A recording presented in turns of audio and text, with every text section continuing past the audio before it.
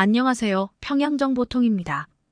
오늘은 북한에서 중국 유학생으로 선발된 뒤 해외에서 탈출을 시도한 한 유학생들의 집단 탈북에 관해 이야기를 들려드리려고 합니다. 철저한 감시와 통제 속에서 자유를 향한 갈망으로 탈북을 결심한 유학생들의 이야기입니다. 이 이야기를 통해 북한 내부의 엘리트들의 균열과 그곳에서 벗어나려는 유학생들의 치열한 삶을 들여다보는 시간을 가져보겠습니다. 저는 평양에서 태어나고 자란 박혜영입니다. 우리 가족은 평범한 당 간부 집안이었어요. 아버지는 당에서 중간 관리직을 맡고 계셨고 어머니는 가정주부셨습니다. 우리는 평양의 한 중산층 아파트에서 살며 크게 부족하지는 않은 생활을 했습니다. 하지만 시간이 지날수록 체제에 대한 의문이 제 안에서 점점 커졌어요. 학교에서 배우는 당과 지도자에 대한 충성 교육은 그 뒤에 숨겨진 실상과 너무 달랐거든요. 어릴 때부터 예쁘고 공부도 잘한 저는 수학과 과학에 소질이 있었고 학교에서 성적도 우수했습니다. 선생님들은 제가 뛰어난 학생이라고 칭찬했고 저도 그 기대에 부응하려고 열심히 공부했습니다. 그런데 학교에서 정이라는 친구를 만나고 나서부터 제 삶은 조금씩 달라지기 시작했어요. 정이는 지방 출신이었고 아버지는 공장에서 일하는 기술자셨습니다. 정이는 가난한 환경에서도 공부에 매진했고 특히 물리에서 뛰어난 성과를 보였죠. 어려운 문제도 금방 풀어내는 그녀를 보며 저는 때로는 자극을 받고 때로는 질투를 느꼈습니다. 우리는 둘 다 유학생 선발 시험에 도전했습니다. 부모님은 저에게 이 기회를 놓치지 말라고 하셨죠. 유학생으로 선발되면 외국에서 공부할 수 있는 기회를 얻게 되니까요. 정희도 그 시험에 지원했고 우리는 그때부터 서로 치열하게 경쟁하게 되었습니다. 저는 수학에서 자신이 있었지만 물리에서는 정희에게 한참 뒤처졌어요. 그 차이가 우리 사이를 더 복잡하게 만들었죠. 친구이면서도 경쟁자였으니까요. 시험날이 다가왔고 저는 긴장된 마음으로 시험장에 들어섰습니다. 첫날에는 수학과 물리 시험이 있었는데 수학에서는 예상대로 좋은 성적을 받았지만 물리에서는 정의가 저를 압도할 것 같은 불안감이 들었습니다. 예상대로 수학 시험에서는 좋은 성적을 거뒀지만 물리 시험에서 정의는 문제를 읽자마자 빠르게 답을 적어내며 저를 크게 앞질렀습니다. 며칠 뒤 시험 결과가 발표되었고 다행히 저와 정의 모두 합격할 수 있었습니다. 우리는 나란히 유학생으로 선발된 것이었죠. 하지만 그 기쁨은 오래가지 않았습니다. 이제 본격적으로 유학을 떠나기 위한 준비가 시작되었고 우리는 평양 외국어대학 강습소에서 6개월 동안 사상교육과 어학교육을 받아야 했습니다. 평양 외국어대학 강습소에서는 외국에서 북한 체제에 대한 충성심을 유지하기 위한 철저한 정신무장을 받았습니다. 매일같이 김정일 장군님의 말씀을 되새기며 적대 사상에 물들지 말라는 경고를 받았죠. 교육은 매우 지루하고 반복적이었어요. 하지만 외국에서 공부할 기회를 놓치지 않기 위해 그 모든 것을 견뎌냈습니다. 6개월의 강습소 생활이 끝나고 출국. 3개월 전에는 노동당 국제부에서 김정일에게 충성을 맹세하는 선서를 했습니다. 그날은 제 인생에서 가장 긴장된 날 중 하나였어요. 선서를 하면서도 마음 한구석에는 과연 이게 옳은 걸까? 라는 의문이 떠나지 않았지만 그 순간에는 다른 선택의 여지가 없었습니다. 모든 것이 정해져 있었고 저 또한 이 길밖에 없다고 생각했죠. 그때까지 저는 북한 체제를 따르며 외국에서 배운 지식을 가지고 조국을 더 발전시키고 싶었습니다. 마침내 우리는 중국으로 떠날 준비를 했고 출국을 3개월 앞두고 노동당 국제부에서 충성 맹세를 했습니다. 중국에 도착한 첫날 저는 너무나도 낯선 환경에 당황했습니다. 모든 것이 자유롭고 활기차 보였어요. 하지만 우리는 국비 유학생이었기 때문에 그 자유를 온전히 누릴 수 없었죠. 국비 유학생은 모든 비용을 국가가 부담하는 대신 철저한 감시와 통제를 받습니다. 우리는 혼자 다닐 수 없었고 항상 둘 이상이 함께 움직여야 했습니다. 같은 사회주의 국가인 중국에서 느낀 첫 인상은 정말 압도적이었습니다. 거리에 가득 찬 사람들은 자유롭게 움직이고 있었고 저마다 밝은 표정으로 살아가는 모습이 너무나 서렀어요. 평양에서는 상상할 수 없는 풍경이었죠. 그러나 그 자유는 우리와 무관한 것이었습니다. 저와 정의는 마치 감옥에 갇힌 듯한 느낌을 받았습니다. 우리의 움직임은 철저히 통제되었고 어디를 가든 대사관에 보고해야만 했으니까요. 중국에서의 유학 생활은 감시 속에서 이루어졌습니다. 우리는 언제나 감시관의 눈 아래 놓여 있었고 자유롭게 행동할 수 없었죠. 정의와 저는 항상 감시의 눈을 피하며 생활해야 했습니다. 감시 체계는 생각보다 훨씬 더 철저했습니다. 우리를 직접적으로 감시하는 사람들뿐만 아니라 함께 지내는 유학생들끼리도 서로를 감시해야 했습니다. 정의와 저는 같은 방을 쓰면서 서로의 행동을 감시해야만 했죠. 그 감시는 단순히 서로의 행동을 지켜보는 것을 넘어 조금이라도 의심스러운 점이 있다면 즉시 대사관에 보고해야만 했습니다. 그 감시 체계는 매우 정교하게 짜여진 그물망과도 같았습니다. 조금만 잘못 움직여도 그 그물망에 걸릴 수 있었고 그 순간 우리는 북한으로 소환될 위험에 처하게 되었죠. 소환된다면 우리를 기다리고 있는 것은 처벌과 강제 노동이었으니 감시의 눈에서 벗어나기란 매우 어려운 일이었습니다. 중국에서는 유학생들끼리도 상호 감시가 이루어졌습니다. 서로의 동태를 주시하며 조금이라도 이상한 점이 있으면 곧바로 대사관에 보고했죠. 유학생들 사이에서도 끊임없이 서로를 의식하며 경계해야 했습니다.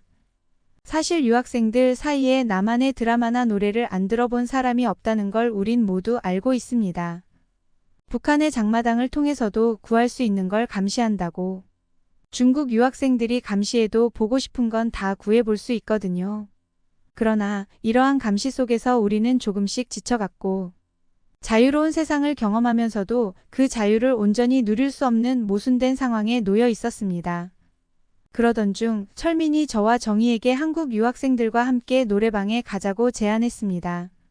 처음에는 망설였어요. 북한에서는 노래방이라는 장소 자체가 타락한 자본주의의 상징으로 여겨졌고 그런 곳에 가는 것은 위험하다고 느꼈기 때문이죠. 그러나 철민은 여기서는 모든 것이 다르다며 우리를 설득했습니다. 한국 유학생들과 함께 자유로운 분위기를 느껴보자는 그의 말에 저와 정희는 결국 따라가게 되었어요. 노래방에 들어섰을 때 처음에는 너무 낯설고 두려웠습니다. 커다란 화면에 흘러나오는 한국 노래들, 사람들이 자유롭게 노래하고 춤추는 모습이 평양에서는 상상도 못할 광경이었거든요. 하지만 시간이 지나면서 저도 조금씩 그 분위기에 적응하게 되었습니다. 한국 유학생들은 저희에게도 마이크를 넘기며 함께 노래를 부르자고 했고 저는 처음에는 긴장했지만 조금씩 그 자유로운 순간을 즐기게 되었죠. 그날 밤 저는 처음으로 북한에서 벗어나 자유로운 세상에서 숨을 쉴 수 있다는 느낌을 받았습니다. 하지만 그 순간이 길게 지속되지는 않았습니다. 대사관에서는 항상 유학생들을 감시하고 있었고 우리가 한국 유학생들과 어울린다는 사실을 알게 되었습니다. 그날 밤의 노래방 사건은 저와 정희에게 위험 신호로 다가왔죠. 우리는 다시금 감시의 눈을 의식하며 생활해야 했습니다. 그러던 중 저는 자비 유학생인 철민과 가까워지기 시작했습니다. 철민은 국비 유학생과는 달리 부모님이 유학 비용을 지불했기 때문에 상대적으로 감시가 덜했고 그 덕에 조금 더 자유롭게 생활할 수 있었습니다. 그는 마음대로 외출할 수 있었고 한국 유학생들과도 자연스럽게 어울릴 수 있었죠. 철민은 자유롭게 움직이는 모습이 너무나 매력적이었어요. 그는 항상 자유로운 표정으로 다녔고 그 모습에 저도 점점 더 그에게 끌리게 되었습니다. 철민과 가까워지면서 저는 그에게 의지하게 되었습니다. 그는 저에게 한국의 문화와 중국의 자유로운 사회에 대해 이야기해 주었고 저는 그 이야기에 점점 더 빠져들었습니다. 그와 함께 시간을 보낼 때마다 저는 북한 체제에 대한 불만이 점점 더 커져갔습니다. 하지만 동시에 두려움도 커졌습니다. 북한에서는 외국인과의 연애가 금기였고 철민과의 관계가 발각되면 체제 이탈로 간주되어 심각한 처벌을 받을 수 있었으니까요. 철민은 제가 느끼던 갈등을 어느 정도 이해하고 있었습니다. 그는 저에게 북한에서는 자유를 느끼기 어려웠겠지. 하지만 이곳에서만큼은 자유롭게 살아도 되라고 말해 주었습니다. 그러나 그 말에도 불구하고 저는 항상 대사관의 감시 속에서 살아가고 있다는 두려움을 떨칠 수 없었습니다. 그와 함께 있는 시간이 행복하면서도 한편으로는 항상 불안했습니다. 감시의 눈이 우리를 지켜보고 있다는 사실을 잊을 수 없었거든요. 철민과의 관계가 깊어지면서 정희와 저는 점점 멀어지기 시작했습니다. 처음에는 같은 목표를 위해 경쟁하고 서로를 응원했던 사이였지만 시간이 지날수록 우리는 서로 다른 길을 가고 있었습니다. 정희는 여전히 북한 체제에 대한 충성심을 가지고 있었고 그녀는 체제에 순응하는 것이 자신과 가족의 생존을 보장해 줄 것이라고 믿었습니다. 그러나 저는 점점 더 북한 체제에 대한 불만이 커져갔습니다. 정희와의 대화는 점점 더 갈등을 빚었고 우리는 서로를 이해하기 어렵게 되었습니다. 정희는 제가 철민과 가까워지는 것을 못마땅하게 생각했습니다. 그녀는 너는 왜 이렇게 위험한 행동을 하려고 하니? 철민과의 관계는 너에게 아무런 도움이 되지 않을 거야. 북한에서 내 가족이 어떻게 될지 생각해봐라고 말하며 저를 설득하려 했습니다. 저는 정희의 말을 들으며 마음이 무거워졌습니다. 그녀가 틀린 말을 하는 것은 아니었으니까요.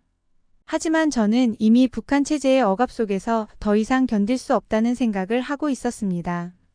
정희와의 갈등은 점점 더 깊어졌고 우리는 결국 서로 서먹한 관계가 되어버렸습니다.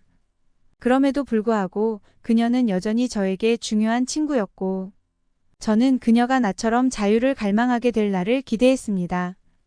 그러던 어느 날 철민이 한국 영화를 함께 보자고 제안했습니다. 처음에는 망설였어요. 북한에서는 남한 영화를 보는 것이 반역으로 간주되었고 들키면 큰 문제가 될 수 있었습니다. 하지만 철민의 설득에 저는 결국 그 제안을 받아들이게 되었습니다. 정희 역시 우리와 함께 하기로 했습니다. 그날 밤 우리는 철민의 방에서 작은 노트북 화면을 통해 남한 영화를 보기 시작했습니다. 영화 속 한국의 현실은 북한과 너무나도 달랐습니다. 자유롭게 표현하고 자유롭게 살아가는 사람들의 모습은 저희에게 큰 충격을 주었죠. 우리는 그 영화를 보며 잠시나마 북한 체제의 억압에서 벗어나 자유를 느낄 수 있었습니다. 그러나 그 짧은 자유는 곧 끝나고 말았습니다. 영화가 거의 끝나갈 무렵 갑자기 문을 두드리는 소리가 들렸습니다. 그 순간 심장이 멎는 듯한 공포를 느꼈습니다. 문을 열었을 때 대사관 직원이 서 있었고 그는 방 안을 둘러보더니 노트북 화면에 비친 남한 영화를 발견했습니다. 그 순간 우리는 모두 얼어붙었습니다. 대사관 직원은 곧바로 노트북을 끄고 차갑게 말했습니다. 이건 큰일입니다. 당신들은 곧 소환 명령을 받게 될 겁니다. 며칠 뒤 실제로 한 명의 유학생이 소환되었습니다. 그 학생은 평소에 자주 외출하고 한국 유학생들과도 어울리며 자유롭게 생활하려 했던 사람이었어요. 그가 소환된 날 대사관 직원이 그의 짐을 싸서 그를 북송시켰습니다. 그 장면을 보며 저와 정희 그리고 철민은 모두 두려움에 사로잡혔습니다. 그는 곧 북한으로 보내질 것이고 그곳에서 어떤 일이 벌어질지 우리는 잘 알고 있었습니다. 저와 정희는 같은 소환 명령을 받을까봐 긴장 속에서 하루하루를 보냈습니다. 그 학생이 소환된 이유는 분명했어요. 자유롭게 살고 싶다는 그의 욕망은 결국 체제의 감시망에 걸렸고 북한으로 돌아가면 그의 인생은 끝난 것이나 다름없으니까요. 며칠 후 저와 정희는 북한으로 소환 명령을 받았습니다. 우리는 너무나도 두려웠습니다. 북한으로 소환되면 기다리고 있을 것은 처벌과 강제 노동이었으니까요. 하지만 철민은 다른 상황이었습니다. 철민은 자비유 학생이었고 그의 부모님은 중국에 있는 북한 대사관과 연결이 되어 있었기 때문에 소환을 피할 수 있었습니다. 그 사실을 알게 되었을 때 저는 깊은 배신감을 느꼈습니다. 철민은 저에게 혜영아, 부모님이 나를 소환해서 구해주실 수 있을 것 같아. 나는 괜찮을 거야. 너도 어떻게든 빠져나갈 방법을 찾아보자라고 말했습니다. 그러나 저는 그 말이 너무나도 공허하게 느껴졌습니다. 철민은 부모님의 도움으로 무사히 소환을 면할 수 있었지만 저와 정희는 그런 도움을 받을 수 없었거든요. 그때부터 저는 철민과의 관계에 대해 혼란스러워지기 시작했습니다. 그와의 관계는 나에게 위험만을 안겨주었고 정의의 말처럼 철민과 가까워진 것이 잘못된 선택이었을지도 모른다는 생각이 들기 시작했습니다. 그러나 철민은 시간이 지나면서 자신의 부모님이 북한 대사관과 연결되어 있다는 사실이 오히려 자신을 얽매고 있다는 것을 깨닫게 되었습니다. 그는 부모님의 보호 아래 소환을 면할 수 있었지만 그만큼 자유를 잃고 있었습니다. 철민은 자신이 북한 체제에서 벗어나야만 진정한 자유를 얻을 수 있다는 사실을 서서히 깨달아갔습니다. 어느 날 철민은 저에게 다가와 말했습니다. 혜영아, 나도 이제 더 이상 이 체제에 얽매이고 싶지 않아. 우리 정의와 함께 탈북하자. 탈북을 꿈꿨지만 엄두가 나지 않았던 나는 철민의 그 말에 감동과 동시에 안도감을 느꼈습니다. 우리 셋은 서로를 의지하며 탈출을 준비하기로 했습니다. 철민과 정의 그리고 나는 각자 어떻게 하면 안전하게 탈북할 수 있을지 고민하며 서로 알아본 여러 가지 탈북 루트 중 남조선 대사관의 도움을 요청하기로 하였습니다. 그리고 우린 감시망을 피하기 위해 난수표를 사용해 암호를 작성한 편지를 보내기로 했습니다. 난수표는 특정 책자의 페이지, 열, 그리고 글자를 조합해 암호화된 메시지를 만드는 방식이었습니다. 우리는 대사관에 이 편지를 보내 우리의 상황을 알렸습니다. 그 과정은 매우 위험했어요. 우리는 항상 신분증을 확인하며 이동해야 했고 조금의 실수도 용납되지 않는 상황이었습니다. 어느 날 우리는 중국의 남조선 대사관으로 향하던 중 차 2대가 우리를 추격하기 시작했고 그 안에서 7, 8명의 사람들이 내리며 우리를 포위하려 했습니다. 그 순간 심장은 터질 듯 뛰었고 긴장감은 최고조에 달했습니다. 우리는 미리 계획했던 대로 나무 뒤에 숨고 적절한 타이밍에 맞춰 군중 속으로 뛰어들며 가까스로 그 상황을 모면할 수 있었습니다. 북한으로 돌아가면 기다리고 있는 것은 철저한 감시와 처벌뿐이었습니다. 이제 더 이상 선택의 여지가 없었습니다. 체제에 대한 반감이 크지만 북에 계신 부모님이 어려움에 빠지게 될 거라는 죄책감이 탈북을 망설이게 했습니다. 그러나 정의와 철민은 더 이상 북한 체제 아래에서 살고 싶지 않다고 결심했고 우리는 서로를 의지하며 탈출 계획을 세웠습니다. 우여곡절 끝에 우리는 탈출에 성공하여 남조선 대사관에 도착했습니다. 우리는 마침내 북한의 통제에서 벗어났습니다. 그 순간의 기쁨은 이루 말할 수 없었지만 동시에 북한에 남겨진 가족들을 생각하며 마음이 무거웠습니다. 그들은 제가 탈북했다는 사실이 알려지는 순간 처벌을 받을 가능성이 높았기 때문입니다. 그 죄책감은 여전히 저를 괴롭히고 있지만 그들도 언젠가 자유를 찾을 수 있도록 물심양면으로 도울 수 있게 되길 바랐습니다. 탈북 후 한국에 도착했을 때 처음에는 모든 것이 나아질 거라고 생각했습니다. 하지만 한국에서의 삶은 생각보다 훨씬 더 어려웠습니다. 탈북 후 처음 1년 동안 저는 악몽에 시달리며 심리적 고통을 겪었습니다. 자유를 얻었다는 기쁨도 잠시, 적응 과정에서 많은 어려움을 겪어야 했죠. 한국 사회는 제가 생각했던 것보다 훨씬 더 복잡했고 또 다른 형태의 갈등이 존재했습니다. 한국에서는 물질적으로는 풍족했지만 심리적으로는 더 큰 혼란에 빠졌습니다. 북한에서의 생활과 너무 달랐고 저는 그 차이점을 받아들이는 것이 쉽지 않았습니다. 게다가 한국에서는 탈북민들이 겪는 편견도 있었습니다. 사회에 적응하기 위해 애쓰면서도 저는 항상 외로움을 느껴야 했습니다. 철민과 정의도 마찬가지였습니다. 그들도 한국에 정착하는 과정에서 수많은 혼란과 혼돈을 겪었습니다. 특히 철민은 자유를 찾아 북한에서의 체제와 감시에서 벗어났지만 한국에서도 여전히 자신의 정체성을 찾는 것이 어려웠습니다. 무제한으로 주어지는 자유는 모든 책임감이 따랐습니다.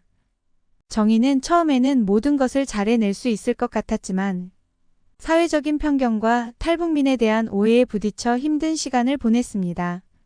하지만 시간이 지나면서 우리는 모두 한국 사회에 적응해 갔습니다. 그 과정에서 많은 탈북자들이 서로 응원하고 있다는 사실이 저에게는 큰 힘이 되었습니다.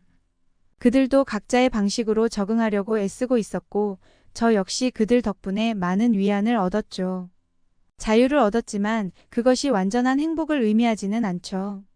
한국에 정착하는 과정에서 많은 인내와 고통을 경험하지만 그래도 이렇게 번 돈으로 북에 계신 가족들에게 돈을 보내줄 수 있어. 내 가족을 굶지 않게 할 수 있다는 것이 가족을 북에 두고 온 탈북민들 모두의 큰 위안입니다. 이제 우리는 북에 계신 부모님께 달러도 보내드리며 안전한 방법으로 탈북시키려고 브로커를 섭외하고 있습니다.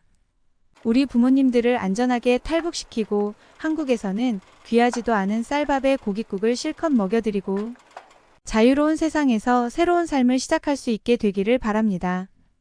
이 이야기를 전하는 것은 여러분의 응원과 기도가 필요하기 때문입니다. 이상 평양정보통이었습니다. 영상이 마음에 드셨다면 가까운 지인에게 영상 공유도 부탁드리며 구독과 좋아요도 잊지 마세요. 다음에 또 만나요.